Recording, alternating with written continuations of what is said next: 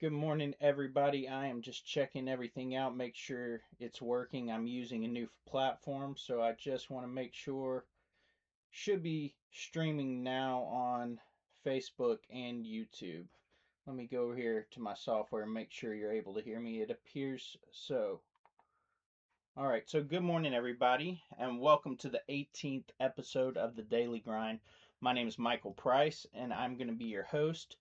So last night we did an awesome episode, or at least I thoroughly enjoyed it, with a buddy of mine named Michael Merritt, who really posed some interesting questions, challenges, and I would say is an excellent recap of everything that we've done so far in this series, because we went over the laws of engagement as far as how we're going to interact with people on this podcast. So um, I won't recap all of those in this episode. If you're interested in hearing more about those, you should be able to hear about them in episodes 10 through approximately 13, or like I said, in last night's recap, which is episode 17. And I think it'll be a lot quicker version, probably in 17, if you're looking for speed in doing so. Also, we covered all the way up to this morning's topic. So we covered the law of reality, we covered the law of identity, and the law of non contradiction. And this morning we're going to cover the law of excluded middle. As far as where we're going in the future, I have a couple of options. I'm definitely going to be doing some reaction type videos, either to clips that already exist, or maybe to the second book that I actually wrote and published. I guess it's been nearly a month ago now that I published it, at least a couple of weeks, but maybe just go through small section of that and identify where maybe laws of engagement weren't used properly, or these laws of reality or identity or non-contradiction or excluded middle weren't used properly. Some of which is because while I was writing these books, I was in the process of learning as well. And I think that's something we should always be open to. I think that's part of understanding, is realizing that at the time we have a limited capacity, and part of learning is a willingness to accept that you may not have it all figured out right now, and an openness to hearing someone who might already have figured out something that maybe you're not seeing yet. And so I intend to keep that heart, that mentality throughout this podcast as we move forward. And if anyone notices any time where I'm kind of slipping away from that posture, maybe I'm just tired and grumpy, or maybe I'm thinking too highly of myself, I would hope that you go ahead and mention it to me. That way I can tone it back down. Try to do so in a kind and productive way, as I will try to do so for you as well if you come onto this podcast and I see that happening. Because ultimately, anyone who has watched this podcast so far should already know that the goal is to seek truth together, to grow in clarity, to remove the confusion of language and talking past one another that's been so prevalent in society as a whole, but specifically in the English language that I know of. So, as I said, we went over all the different laws of engagement. I would encourage you to go back and check those out if you haven't had the opportunity, especially if you're looking to get onto the podcast in the future.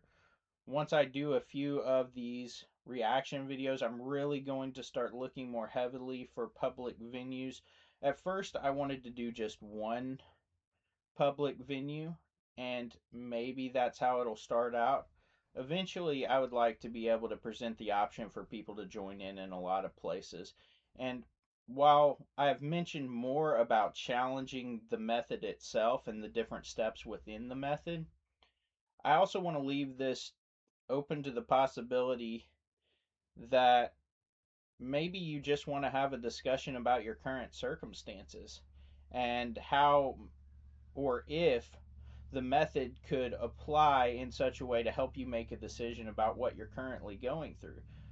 It is my belief that this method is useful in every aspect of our daily lives, and helping us not get caught up in the daily grind too much, spending more time on truth, spending more time on helping each other grow. And if that's not really what you're looking for, I completely understand.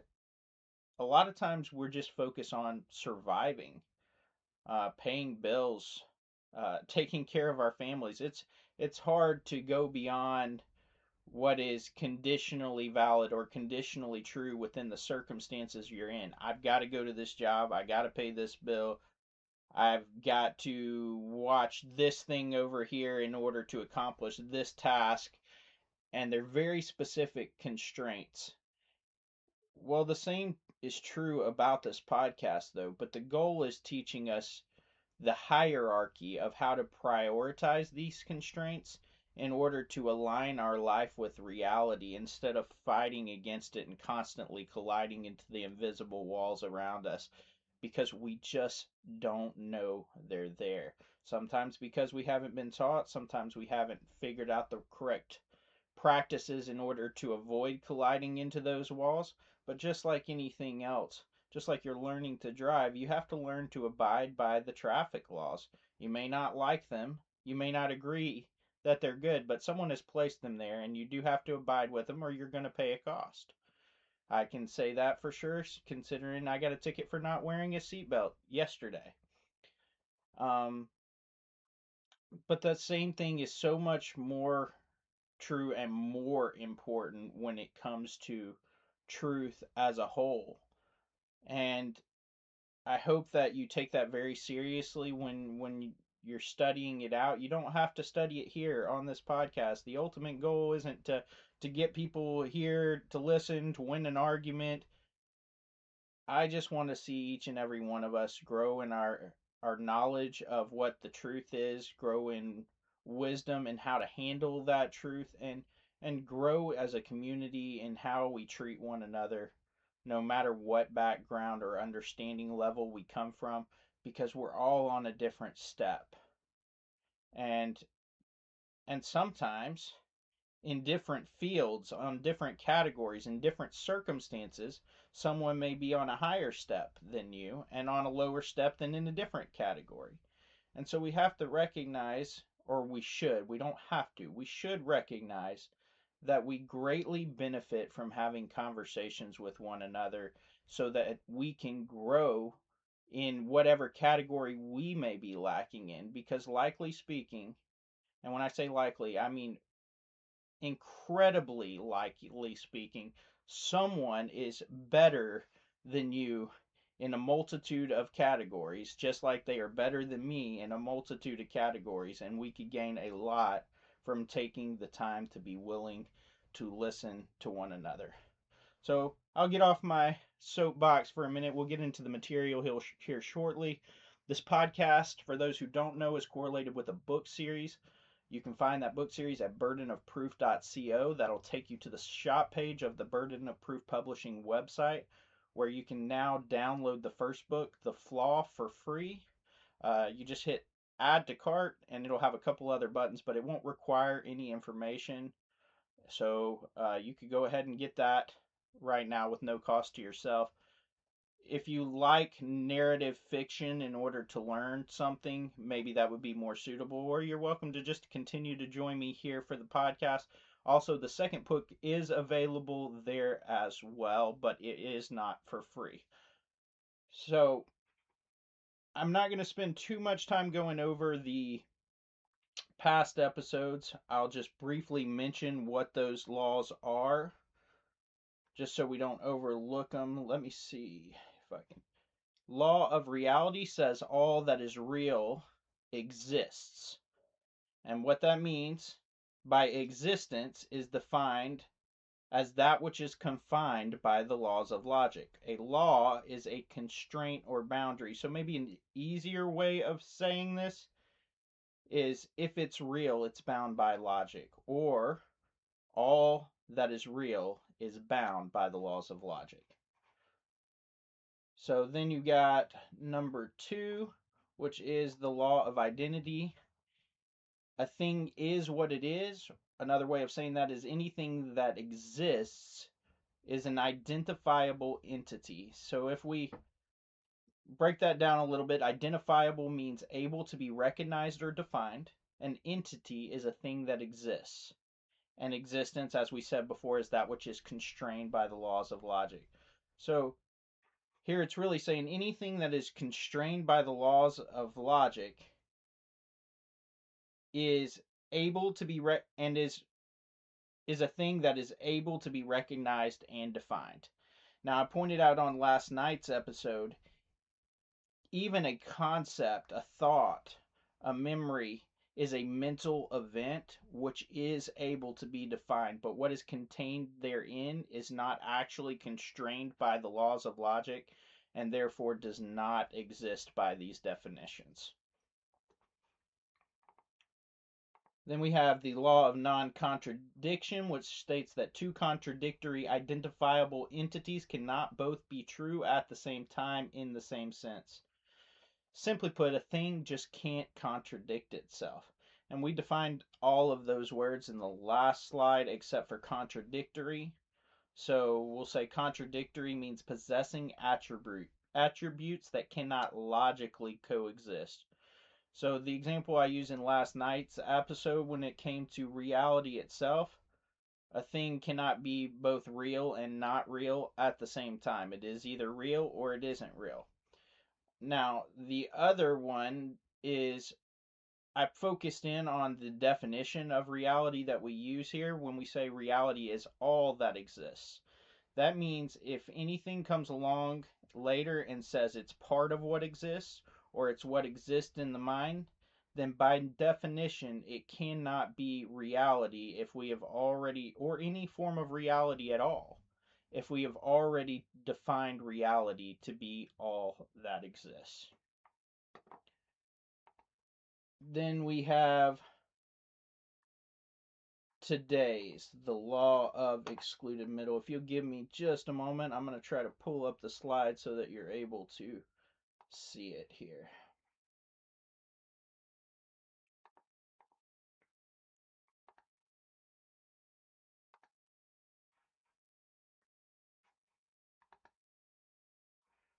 All right. So, the law of excluded middle.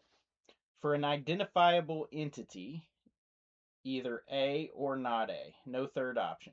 Simply put, when you're making a singular claim, there is no middle option that exists. It's built off the law of identity and the law of reality. Um, so essentially, and I believe we actually already have all of those definitions in prior slides. Identifiable is able to be recognized and defined entity, a thing that exists, and existence, that which is constrained by the laws of logic. So, when I was going through this process of trying to figure out what the truth really is, this law right here is probably where I recognized I had the greatest shortcoming at all in application. It was pretty easy for me to see that a thing can't be its opposite, right? I think that's fairly simple for most people to understand. A thing being identifiable, the fact that you're able to talk about it, recognize it, define it in the first place. I mean, that seems pretty self explanatory. And while law of reality isn't a universally accepted term, it is a universally accepted concept, whether we've realized it yet or not. Because in order to identify something, it has to exist in the first place. And therefore, the law of reality is already snuck in. But what I was not doing, I was not separating my claims a lot of the time. And so I was thinking in terms of this part could be true and this part not true. So maybe I'll go into an example of that in a moment if one comes to me. but I want to focus on examples of half truth for a moment. So, an example came to my mind a little while back, and I was thinking about two friends who were across the street from a coffee shop, and they are sitting up looking from a second story window. And from the angle they're at, they can't be 100% sure whether the door is open or closed. And so one friend, we'll call him friend A, says to friend B, "Well, I think that door is closed." Friend B says, "Well, I think the door is open." And they's like, well, how about we go grab a cup of coffee? And they walk downstairs, they go across the street, and friend A looks at the door as they get closer and says, "Well, it's partially closed." And friend B goes, "You know how I know that's not true?" And friend A goes, "How?" And he tosses something through the door.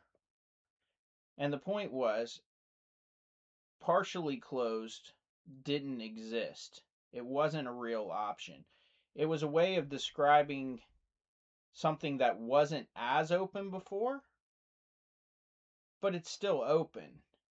And if you want to define that as something different than being open, then you're going to need a new term, a distinct term, as we've discussed in past episodes, to discuss something that is partially open. Give it a new word, a new term, because it's no longer what you're describing is open, but only to this extent.